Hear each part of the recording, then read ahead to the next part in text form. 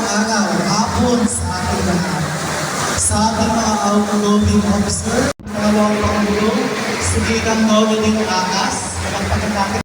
Pasasalamat po, bigyan po natin sila ng masigabong palakpakan para sa magiting po nilang pagka-officers ng 2023-2024 SPT. Pero kailangan tayo ang pagpapakilo. Tatakbuhan ninyo? Ayun, no?